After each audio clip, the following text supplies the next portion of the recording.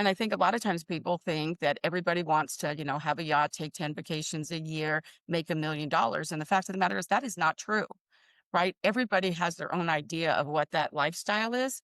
So I think what makes me different is that's the first thing I want to know. What is the lifestyle that you want to lead? And I'll help you build a business that supports that. But we need to get clear on what that absolutely is. And then I want to help you to build a business that brings you joy and feeds your soul, because that's why you've gotten in business. Before we dive in, let me tell you about the book that started a podcasting revolution, Make Every Podcast Want You. It is not just a bestseller, it is a 2-time gold medalist, baby. This book is your ultimate guide to landing dream podcast interviews, building authority authentically, and making your voice the one they remember. If you've got a message and a mission, this is your mic drop moment. Grab your copy today in the link below and step into the spotlight that you were born for.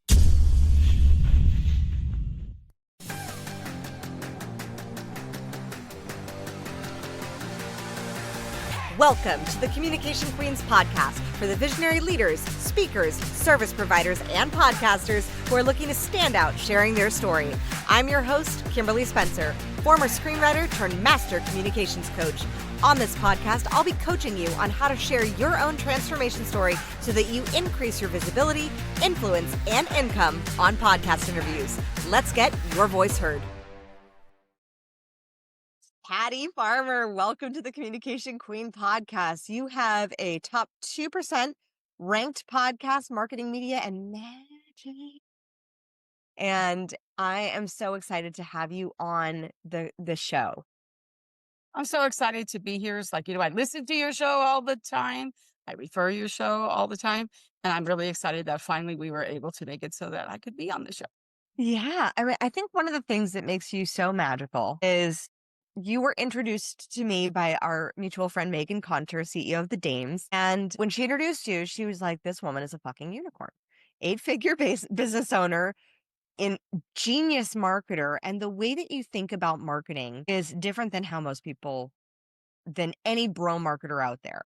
And I would love for you to expand on your marketing philosophy that leads you, because it makes so much sense to me, but it's for some people, it's like, wait, that's not marketing. That's just relationships. Well, we always know it's always about the relationships, right? But for me, I think it's all about where you start. I think a lot of times in marketing, people want to start with, target market, which not that that's, you do need to know that, but that's like step one. But I really care about target buyers, like who are the people who are your buyers, which basically just means that it's not just who do you serve that has a problem that you solve, but who do you serve that has a problem that you can solve, but they're actively looking for that problem. But then within that, really, how are you going to serve them and make yourself different? And so I think that I think a little bit differently, because for me, it's always about lifestyle. But you didn't become a CEO so that you could put out fires all day, right? And so many CEOs, right, whether they're a small business, brick and mortar, whether they're an entrepreneur, the fact of the matter is they didn't decide to be a firefighter, but so many of them do. And a lot of that is because they haven't really got their marketing right. And so for me, it starts with lifestyle. That's the thing. And I think a lot of times people think that everybody wants to, have a yacht, take 10 vacations a year, make $1 million. And the fact of the matter is that is not true, right? Everybody has their own idea of what that lifestyle is.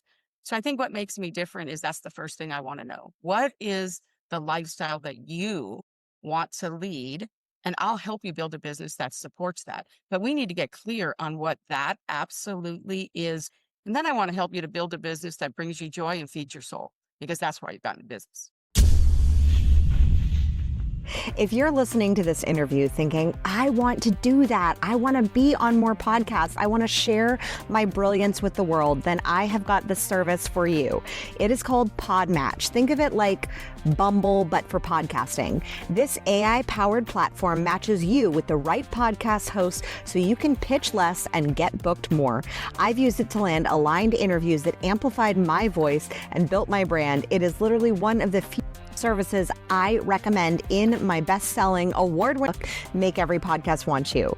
Sign up now at podmatch.com in the link below. Now you have several amazing lifestyle components to your business. You travel to Italy on the regular. There's certain things you've shared with me. I was about to share it, but I can't. That are super high level elite experiences that you have planned for your clients. What is the life? How do you incorporate the lifestyle design that you desire with the goals for your clients? With being able to get them to that next level, to literally elevate them and help them soar. So if you know what the lifestyle that they want to live is, and sometimes they're not even clear, right? So that's really where you have to start. Because sometimes I think you don't really dream because you think you can't have it. And this may be kind of a funny analogy, and some people may not agree with it, but it's kind of like when you get engaged and you're showing your friends your beautiful ring. And so, say you have a rock, right? And you have a really nice ring. You ever notice that there's always somebody that says, "Oh, that's kind of gaudy. I really like something really small and delicate because that's what I am." Now, maybe that is true for one or two women out there. But as a general rule, I believe that if somebody says they want a teeny, teeny diamond, it's because they think that's all they can afford or that's all they deserve. And I think the same can be said for business too. We want to rock, whatever that looks like for you. That could be 5 carats, could be 1 carat, could be half a carat, but whatever that rock looks like for you. So first you have to define that and get past all the mucky muck of what you think you deserve and want and get clear. But once you do, and we work on that, and that's usually the first part, really thinking about what does that look like for you? Is it time freedom? Is it that you want to travel? For me, I wanted to put all the things that I love, and why can't I incorporate those into my business? We spend a lot of time in our business. Why can't it be filled with all the things we love? So we don't necessarily have to say, oh, this is what I do here, and this is what I do in my life. Because the fact of the matter is, we don't have a job. We have a business that we create, and we can create it the way we want it. So time freedom is very, very important to me. Travel was very, very important to me. And I thought, well, I don't want to wait till I retire to travel.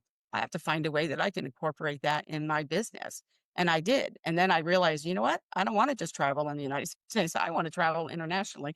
How can I do that in my business? But I started in the beginning just speaking and doing it in my local town, right? And then I went national and then I went international. Some people can go straight to international. Depends upon where their business is, what the lifestyle is, who they have in their network, right? What assets do they have, right? Far reaching is their reach, and are they willing to do what they need to do to amplify it? When you say willing to do what they need to do, sometimes entrepreneurs are like, but I'm doing so much already. I'm doing all the things. How do you know what you need to do versus the needs that come with busyness that keep you stuck where you are? Oh, I love that question. Well, first of all, let's look at the results. I mean, all you got to let's look at your results. I mean, if you're doing all these things and you're not getting the results that you want, well, you know, what can we change? And I don't think that in order to get more, you have to do more. I think that's a myth. You can actually get more and do less if you do it right. And doing it right isn't you just sitting down and going, oh, well, let me see what would I have to change to do it right. What you really need to do is figure out where are my strengths? What is working for me? Like these are really working for me. Great. And then saying, well, you know what? But none of these things are working for me. And then you hire somebody who can help you. I like to work in my brilliance and hire other people to work in theirs. That's what works for me. And I think that any coach worth their whatever, like has a coach. I mean, sometimes I have 2, 3, and I've even been known to have 4 for specific things that I want to excel in, right? You have a mentor, you don't do what they do, you think like they think. And that is how you really are able to move forward. So you just have to be clear. Yes, you have to know your numbers, you have to measure. That's really, really important. But it's when you're thinking about your dream and what you really want and that lifestyle, those are the things that'll help you push forward, but you don't have to do more. The question Mm. is, what can I change that I can do better and differently to get me different results? And then you just keep tweaking and fine tuning those. And that's why you want somebody to help you. So Mm. depending upon what that is the different kind of coach you need to have.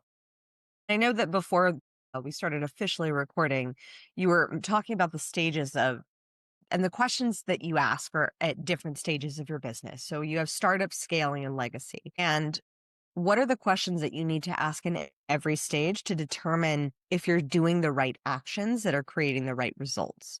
And what are the right results in a scaling phase versus in a startup phase versus Oh, in a legacy phase? exactly. Well, I think when you're in startup stage, and you can still be scaling at that point, but when you're in startup, a lot of times you have more time than money, right? Then there's times in your business where you have more money than time. But I think when you're starting, you have an idea, you have a dream, right? You have a dream. And I think that's really wonderful. And certainly you want to do something that you're really passionate about. But the fact of the matter is, you don't always have the fundamental things because you're just thinking about the results you want to get. Who do you want to help? How you want to do that. What does that look like for you? But you have to do the foundational work first when you're starting up. Otherwise, I'm going to tell you later on, you're going to have to go back. Right, and you'll find that when some of the things aren't working, it's because foundationally in the very beginning, you didn't get those right. So there are some of those things that you have to do, and those are the things that aren't sexy, right? Because we all want to focus on all the things that are sexy and fun and why we became CEO in the first place, right? But I think that foundationally there, it's important. And some of the things that I think are really important for people to learn is that as a CEO, you have to step into a CEO mindset. And that means you are responsible for the decisions you make. And one of the things that I think people struggle with in this stage is that they also own their calendar. Mm. And I think a lot of times they don't realize, like, I mean, I don't know for you, but how many times has somebody said, "Oh, I know we had an appointment, but somebody walked in my office or I got this phone call." Well, guess what? If they wanted to hire you an hour ago, they're going to want to hire you 3 hours from now. And you don't cancel appointments with people you already have to try to get business. That's kind of desperate, and it comes across too, right? So you own your calendar, you own your time, and you have to set boundaries for your own self. And I think that those foundationally are important in the beginning, and it's exciting, but you really do need to get those things right so that you can scale. Then I'll go to the far one next, which is legacy, right? Where you actually get to the point where, you've made the money that you need to make wherever that is, whatever that is for you. And now it's really, really important to you to leave a legacy, right? And you could be at that stage at all different areas in your business.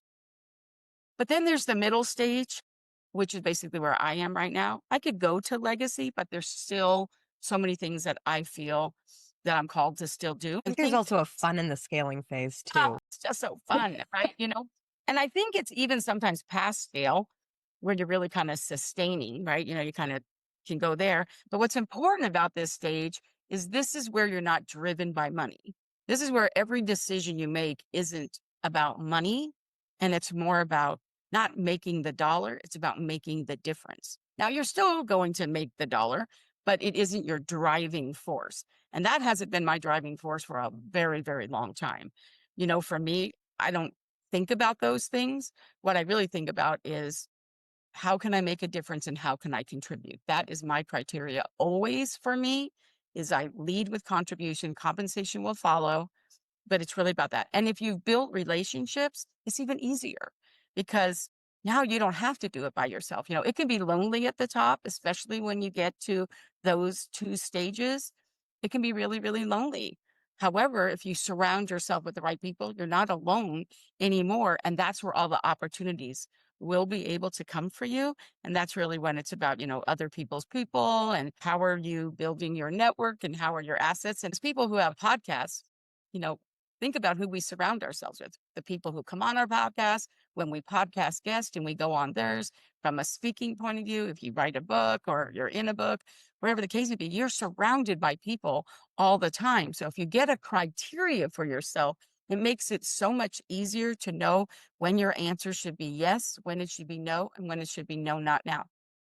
I love that you touched on other people's people and the leveling up that and podcasting allows you. I was just on a podcast based in Dallas, actually called Who You Know, and now I'm officially 1 degree away from Grant Cardone. And that experience, though, it with that conversation with Trevor, the host, it was really about just how you can level up your circle and also being aware at like what level you're at and the people that you are surrounding yourself with, because sometimes not like it's a hierarchy and not to treat them as a hierarchy, but also just looking at, can you provide value for people at a higher level than you? And I think that that's where a lot of entrepreneurs in the startup and sometimes even in the scaling phase get tripped up is like, well, how do I provide value for somebody who's farther along? And I'm like, well, people farther along still have problems. They still have desires, wants, and needs. So, how can you serve those desires, wants, and needs? One of my favorite things that I think Alex Hormozy says was like, solve rich people problems, like solve problems for people who have money. It makes it easier. They can pay to solve their problems. Not only that, but the fact of the matter is, no matter how much you are an expert or an authority, and, you know, well, as you said, Grant Cardone, which by the way, sidebar, if you want to actually get in Grant Cardone's world, I can make that happen for you. But with that said, depending upon what that is, it doesn't mean that they're an expert and authority on everything. They're just an expert and authority on their thing, just like you're an expert on your thing. So what you want to do is you just need to find people who are an expert and authority on their thing that matches up with your thing, right? And that's a great way to start a relationship, to really be able to be of value to both of you, right? And I think that one of the things that people really don't think about as much is when they start building their network and their community, they think about like, oh, who else serves, my people in a different way. That's kind of also like target market step one. But really, for me, I like to go so much deeper because somebody could not really be the person personally for me, but they serve the people for me. So, for example, I'm in marketing, right? So, a VA herself or himself may not be my client, right? May not be my client, but VAs could serve hundreds of people who kind of are my clients. So, you could build a relationship with one, one, or you could actually look at the bigger picture and say, well, who actually serves hundreds of people that are my target buyers, and how can I serve them? Brilliant. And Patty, one of the things that I think that you just do so differently is there's a level of service that's also public too. Like one of the tips that you shared at the Dames Fun Friends was like dropping that LinkedIn review, sharing that LinkedIn review, constantly uplifting other people in the public eye and connecting yourself by association. And I know that, and it's social proof and association is so powerful in the eyes of perception. How do you do that in a way that just still has that heart and care and love and support? Because that's one of the things that I think is just your differentiator that you just naturally do so well. Thank you. Well, I think that if we're always thinking about serving or being of service, right, what would actually do that for them? And I think that a lot of times we live in a world where people are waiting for people to do things for them, and they love reciprocity, but you go first, right? I love Yeah. reciprocity, but you go first. I kind of feel like, well, what if we went first? And so, talking about the LinkedIn recommendation, there is a way to serve people at the highest level and still serve yourself. You're just not putting yourself first, right? You're giving first, right? And like you said about the LinkedIn recommendation. So, for example, a lot of times when somebody's a guest on a podcast, they really want that podcast host to say great things about them. That's really good. But why don't you go first? Right? And so everybody who's a guest on my podcast, I actually go and leave a LinkedIn recommendation for them and say what a great guest they were. And I'll share, one of the really valuable nuggets that they said as an example, so that when other people see it, they may go, oh, wow, I want to put them on my podcast. Right. So I want to serve them in that way. And of course, because you say that, they want to share it too. But when I sign it, I am strategic. So say it was about a podcast, I do sign it and say, Patty Farmer, host of the Marketing Media Money podcast. So you are kind of getting a little subtle plug in there too, but it's also a plug that gives them credibility that somebody, wasn't their sister that said it, right? So they actually know it's not fake, right? They can check it out, which I think is really important. So I think LinkedIn ones. And then another example that I can give, because I'm kind of hoping people are going to take away some of this stuff. This is stuff that you can just do today. As soon as you hear it, go apply it. which is Free. kind Go of the do it. value, right? That's the value. So talking about podcasts, because that's what we're talking about, right? One of my favorite things to do is kind of like, it's creates longevity. I think I don't really feel like if you're on a podcast and you're a guest and you did all this and they did all these things for you, it's not about taking the graphic and sticking it on social media and saying, oh, thank you so much. I was a guest on such and such podcast, right? There's so much more, not just for what you should do to thank the host, but actually there's so much more that you can do to create longevity for it for yourself too. Right. So there's a lot of different ways that you can do it. But one of my favorite ways is that, say, for example, I am episode 300. We'll just say I'm episode 300. So after I do share it everywhere, say how great it is, share some of the great questions that they asked me and how insightful that is. After I do that and I put it everywhere, I wait a couple weeks. And then what I like to do, and because I literally am very careful and strategic and intentional about the podcast that I am on, I pretty much am sure that if I was on that podcast, that the other people were probably not just similar, but we serve the same type of audience, or at least it's appropriate audience for my people, right? So what I like to do, if I'm episode 300, I wait a couple weeks and then I go back to their site and then I say, oh, well, who was episode 299 and who was episode 301? And I actually connect with those two people and then I promote their podcast. It wasn't even me. Mm. I promote their podcast. Why do I do that? Well, I do it because now I am expanding, right? I'm creating a connection with somebody else, right? But also I do it because when I do that and I send people to 299 and to 301, where am I? Sandwiched right in between them. So this is what I call the sandwich method for me. And so for me, I like to do that. When they do that, they're like, oh, wow, it's Patty. Look, she's the very next episode. So if they hadn't already saw my episode, it's going to make them more inclined and then think, well, if she was on this and she actually is promoting the one before her, whatever, I should probably give that a listen to. And I Mhm. find that that has really, really served me. And then in the spirit of reciprocity, not always, but a lot of times when they see it, they don't know why I did it. But as I connect with them, they're like, you know what, that's a good strategy. And then they want to promote mine too. And I'm in front of a whole nother new audience, not to mention what it does to the relationship that you build with the host who also sees that you do it and is very appreciative that you're actually promoting other episodes besides just you. You touched on something. You said my favorite thing, relationship with the host. Most And I know important. you and I have had a relationship for the past year. It has been phenomenal just getting to know you since meeting you at the Dames Fun Friends. And I think that relationship with the host is so discounted when so many people start going on podcasts. And tell me more about, like, it's one of the cornerstones of my book, Make Every Podcast Want You. It's like a podcaster is constantly up leveling their circle of who they talk to. You never know who they know. Like, I just posted yesterday, I was on this podcast that some of my multi-million-dollar clients turned down because it was too small. And I was like, I'll go on, I'll see. And I went on and I met this amazing woman. And turns out she has a connection queen in some like major industries. She's not actively involved. She's just a friend. But I was Well, you know just, who somebody you knows, right? It's don't not just know. them. It's like, who do they know? And you don't know who they know. I think that when you're building that relationship with the podcast host, where I feel like as you're building that relationship, you kind of get to know what they're looking for, what their podcast is about. You've listened to some of the episodes, which you should always do.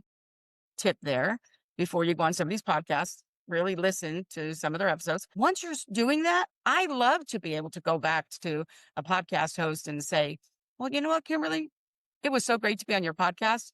I've had these other people on my podcast, or I came across these people. I think they would be really, really great guests. And they know a lot of people and they've been on a lot of podcasts. I think it might be really a great connection for you and stuff, though. So, really, I never think one and done. I always think more.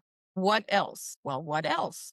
Well, what else? Right? As you're building that relationship, you keep asking the question, oh, that's really great. Because in one conversation, you're not going to find out the ways that you can serve people, right? Mhm.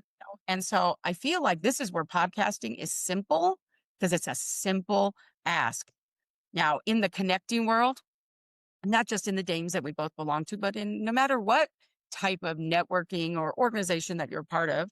Doesn't have to be about networking, but a lot of times at the end of those conversations, you always get the magic question, right? So how can I serve you? Is there anything that I can do for you? I want to give everybody the benefit of the doubt and say that they actually really, really mean it. I know I do, right?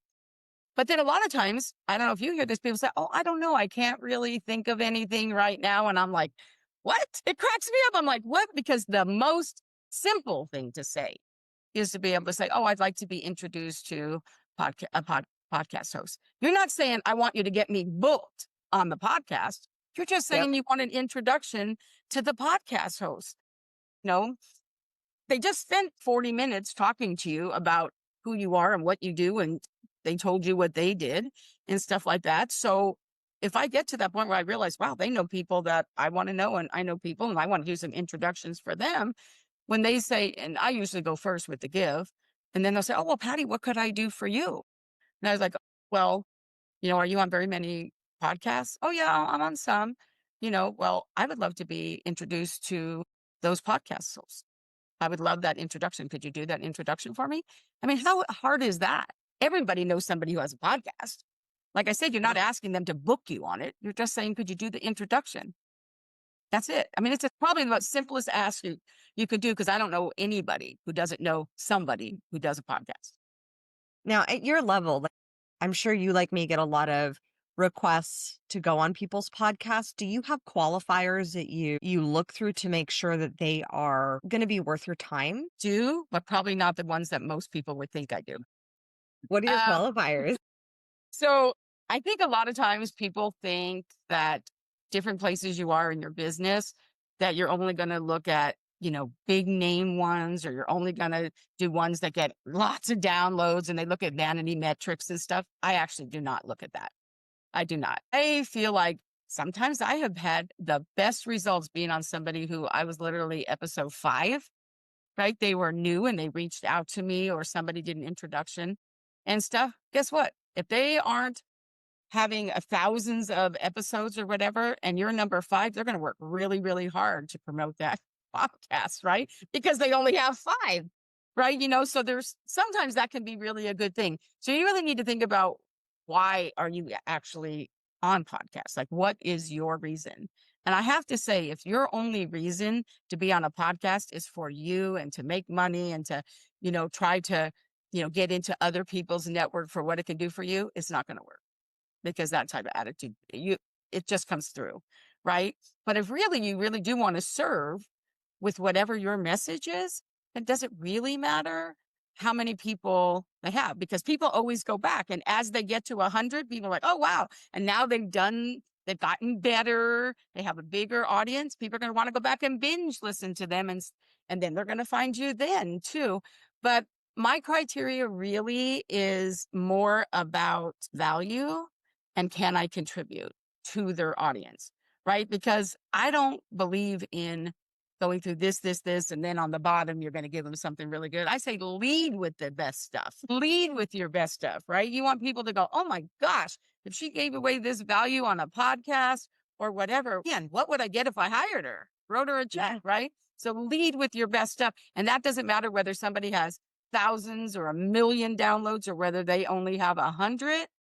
It isn't, you show up as you, as your best self. So for me, I just really think about, who is their audience, and sometimes I've had people ask me and they're relatively new and they're not even clear on who that is, and Mm-hmm. an opportunity to actually be able to serve them at an even higher level. But if there's a way for me to contribute, that's my number one thing for me, is, can I contribute? That's what I really, really care about. For me, I have a few things like, my marketing company, we cater to women and men who serve women. So I have 6 daughters. I come from a family of 5 girls. So I'm all about women. So generally speaking, I serve on more podcasts that are kind of women based, but not always.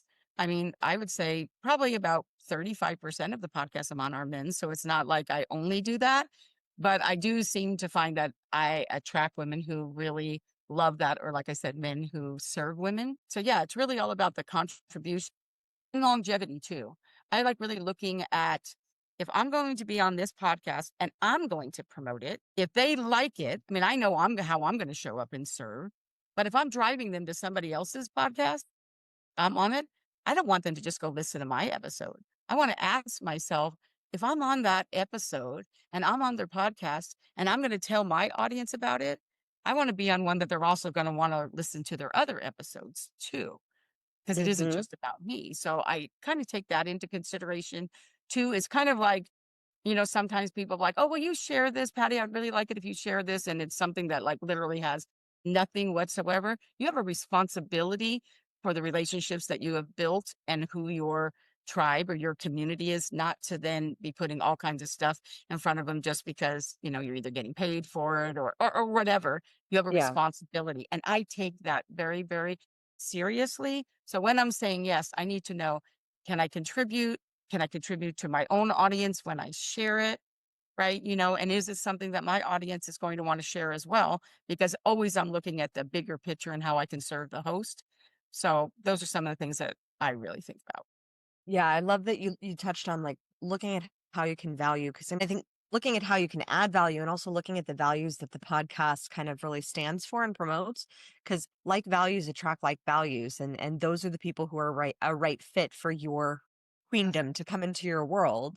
Like I was on my husband's podcast and I think it was episode 5 and it was small, but it generated a $30,000 coaching contract for me because his audience was exactly my ideal customer. I always joke that my husband was my greatest ideal customer for my coaching. Well, don't you think too sometimes, I think, and I know that you get this all the time Yeah. too, right?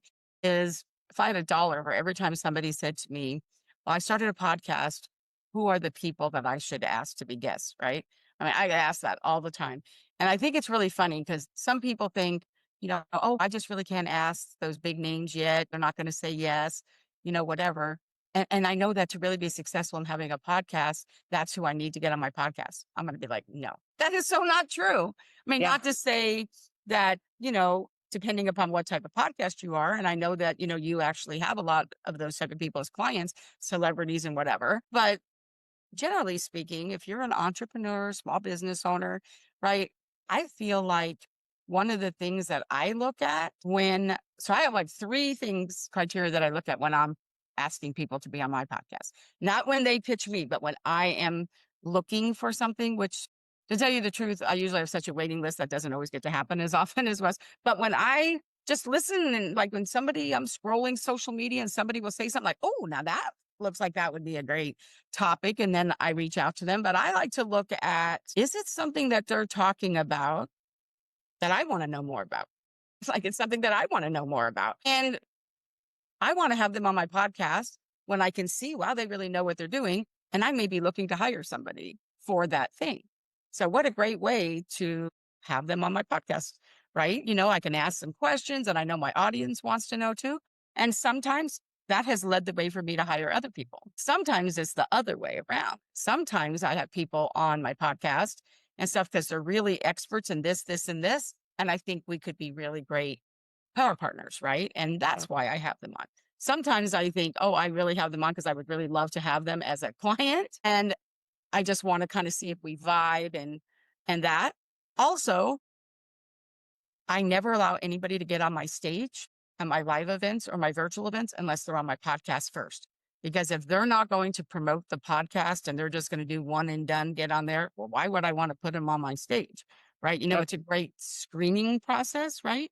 You know, so I think there's a lot of different things and it won't be the same for everybody. Everybody has to think about what are those things for them. But I never think of being on somebody's podcast or having somebody on mine and thinking that as soon as you know, the recording is done, it's over. To me, that's just the beginning of the conversation, of the Yeah. relationship. So there has to be something in there, whether it's this is somebody that, you know, oh, wow, you know what, my client, I think, you know, I do this, but I think they might need this. So then I'll be like, well, who can I find? And I'll go and, you know, go into like the groups and say, who do you know that is the best, you know, website designer or whatever. And then I want to have them on my podcast so that I can actually ask them really great questions that serves my audience, but might be the person that my client might need to also hire. Right. So there's a lot of different ways that you can think about being on a podcast. And when I listen to podcasts, I also think that too. When I listen to your podcast, I think of those same things too. Well, the podcast world is not as big as people think it is, even though there's like thousands and thousands and hundreds of thousands of podcasts. What Point two matters million. if you build a network of them, and also this, I do this in speaking too, but I really do it in podcasts as well. Because my goal is always to replace myself. Like, once I've been on your podcast and you say, Patty, now that was really a great podcast, whatever, either they're going to say to me, well, do you know anybody else that can whatever? Or I'm going to say, you know what, is now that I've been on your podcast, I see the flow, whatever. Who else would you like to see? Because I could do some introductions for you. Who do you want to get in front of? Who would be a great guest for you? Yep. Right? It's the start of the relationship. Yes. Yes. I literally wrote about in my book. I said the podcast interview is the first date. Now, not every date is going to end up in a long-term relationship. Like, thank God, just like in dating. But for the most part, like when you're being selective and intentional and strategic about whose podcast you're choosing to go on, and then you're building that relationship, it goes beyond that initial interaction of the interview. That interview is it's the first date. It's opening the door for a greater relationship. And like just like a first date, like if you don't send a hey, thanks, I really enjoyed our time together this week or this, yesterday or that day, or hey, posting about it and sharing about it. Oh my gosh, I just went on this amazing first date podcast interview. Like those are the opportunities where you get to like develop the relationship, and it's so small and it's so like these are things that don't take a lot of time, guys. Like it does not take a lot of time to write a LinkedIn review, like Patty said. Like it does not take a lot of time, but the reciprocity that can come from that is exponential. It's these little tiny micro shifts that make all the difference in any area of business. And Patty, I would love to know, like, what were the biggest little micro shifts that you noticed in your marketing, aside from the ones you've already shared, that have made the exponential quantum leaps in your business's growth? Think the one I just recently went through, that was like a micro shift. That was a big one. Sometimes the littlest ones make the biggest ones, right? Was really not overcommitting, right? Mhm. And it isn't even about overcommitting because I never say yes to something unless it brings me joy and feeds my soul. However, it can bring you joy and feed your soul today, and it doesn't mean it still will 3 years from now. Right? And so I think it is really kind of important to think about the things that you say yes to and what you want to step in when you're thinking about those things Mm. and realize that it isn't forever. Right? Sometimes there's just things for right now and what you're doing. So once I actually realized that those little shifts, right, became big shifts. And then I think one of the biggest ones that ever happened to me was when I first became a speaker. A lot of people don't know this about me, even though I've shared it, but it's not something you put out there all the time. That when I first became a speaker, I really thought that you had to wear a soap opera dress, a soap opera dress, make it, say this, make 3 points, and then have a pause. I wasn't Patricia Fripp, right? That wasn't who I was. And so when I first started speaking, a lot of people don't know this, but for 18 months, I literally threw up before every time I got on stage. And I don't mean just like, oh God, I mean projectile threw up every single time. But I made a commitment and to myself. And so I still kept doing it, but I kept thinking I would stop doing it. And so finally I just hired a speaking coach. And she said, well, Patty, financially, there's nothing I can tell you. Like you're converting, your conversion rate's over 80%, like you're doing great. And she says, what is it that is getting in your way? And here's what I realized was that thing was getting in my way. And so what she said that changed everything for me, she said, Patty, it isn't you changing you when you get in front of people. It's stepping in front of people that want to hear it the way you say it. And I've applied that to my podcast too. So that is really like an important lesson for me. It's like, I don't need to change me. I just need to attract the people who want to hear it the way I say it. So anybody who's ever heard me speak is I'm very, I like to really connect with everybody. I'm not like this, Uber, like, whatever. This is how I talk. This is how it is. And if you like that, great. If it's not your thing and you are looking for somebody, and I don't even wear dresses all that often. I'm not very tall and stuff. And so as soon as she said that to me and I got clear on that, it stopped. So sometimes you have these things that get in your way. And I don't know why I waited 18 months before I actually finally did something. Now, as soon as I see a pattern or I see something, because I'm a really positive person, it's like, oh, well, why am I thinking that? And then I want to make sure that, no, I don't want that to happen. Right. I even did it when I got divorced. I mean, I was like, oh, I must have a pattern. I don't want to have a pattern. And I hired somebody and I said, I think I have a pattern. I don't want to have a pattern.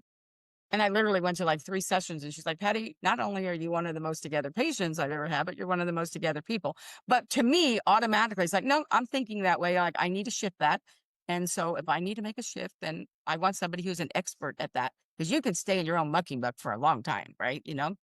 Get Yeah. somebody who can get you out of that mucking muck quickly. Yes.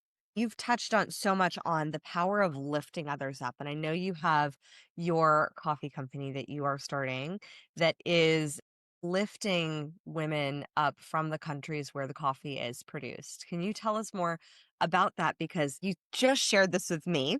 And one of the things that I was so overjoyed with is it just falls into the concept of like, do cool things and more cool people will want to talk to you. Like, do cool, really amazing initiatives in your life, whether that's starting a coffee company or writing a fart book or, getting your motorcycle license or whatever. Do cool things.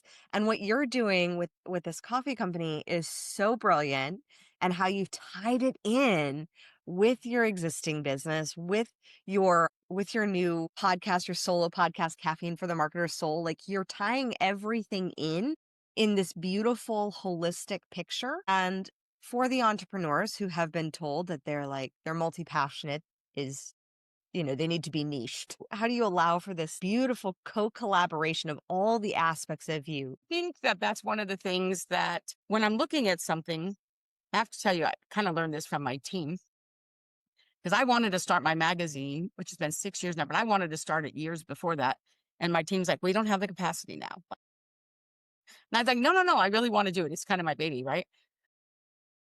But I realized that was true, right? So you can actually do so many things that you spread yourself so thin. So for me, how I have managed that for me successfully, thank goodness, is how can I tie it into what else I do? Like, what Mhm. is the way? And since you brought up the coffee company, which isn't launched yet, but it will be, I've been working on it, but it's going to be called Powerhouse Coffee. And it is something really near and dear to me. First of all, anybody who knows me knows that I love coffee, right? I'm a coffee connoisseur. I order my own coffee from out of the country, all over the world. And so I talk about it. People, say, oh, Patty, we saw this, right? So that's kind of important. So when I decided to do the solo podcast, because people kept saying, oh, Patty, we just love your podcast, but we'd really love to have solo episodes. So I decided to do this Caffeine for the Marketer Soul, tie it into caffeine, because now it's all going to be about, espresso shots of marketing, right? And so it does tie it into the coffee. So I created a coffee mug with my logo on it. And literally every time I travel, I take the coffee mug with me and take photos everywhere I go so I can use it. I'm creating a new column in my magazine so I can put it there. So kind of subliminally, from a marketing point of view, people will see, oh, coffee, and they can go to the coffee company, that, oh, she's a speaker, blah, blah, blah. She loves to travel. She can help me do that too. Oh, so it ties into my business, but specifically for the coffee company, it's like my give back. It's really important to me for me to serve. I've said that before, and I've already said how much I love women.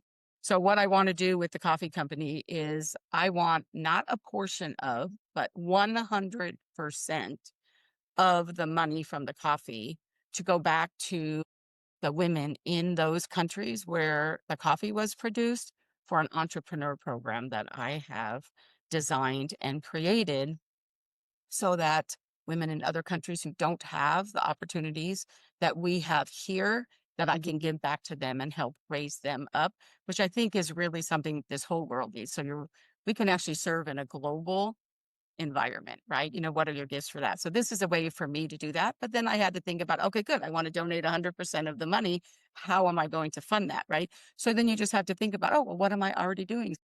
Could I fund that? So it just had to figure out like what was the way that I was going to do that. And I was able to do that by just looking at another thing that I do, where anybody who knows me knows that I do all those quotes of the day and all that. And on Wednesdays, those quotes of the day are always original quotes.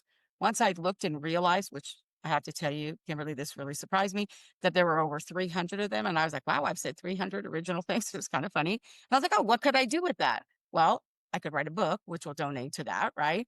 But really, what I'm going to do is just create coffee mugs and water bottles that have my original quotes on them. And that will fund me being able to give 100% of the coffee, right? So it was a way for me to be able to do that.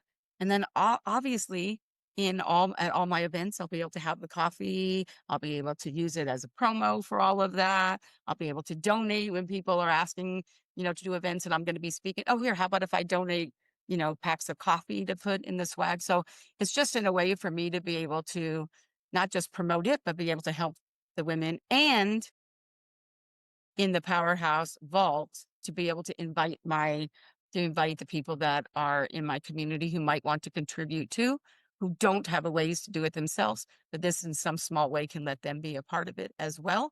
So Mm. it's just all the way around. I feel like a win-win-win for everybody.